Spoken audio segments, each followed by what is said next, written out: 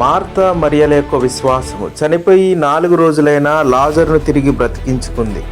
యాయీరు యొక్క విశ్వాసం, అప్పుడే చనిపోయిన తన కుమార్తెను తిరిగి బ్రతికించుకుంది.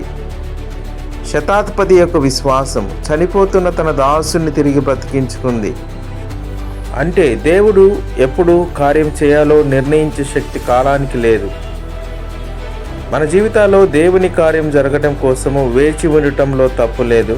కానీ కాలానికి మించిన కార్యం చేసేలా దేవునిని సైతం కదిలించగలిగిన శక్తి ఒక విశ్వాసానికి మాత్రమే ఉంది.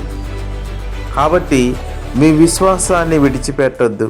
ఎందుకంటే దేవుని వాక్య ప్రకారము 2వ దినవృత్తాంతములు 15వ అధ్యాయం 7వ వచనంలో, కాగా మీరు బలహీనులు కాక ధైర్యం వహించుడి, మీ కార్యము సఫలమగును అను మాట మీ జీవితాల్లో నెరవేర్చినట్లు అవిశ్వాసము లేకుండా దేవుడు మీ పని మీదనే ఉన్నాడు. పొందుకోవటానికి సిద్ధంగా ఉండండి. Praise the lord.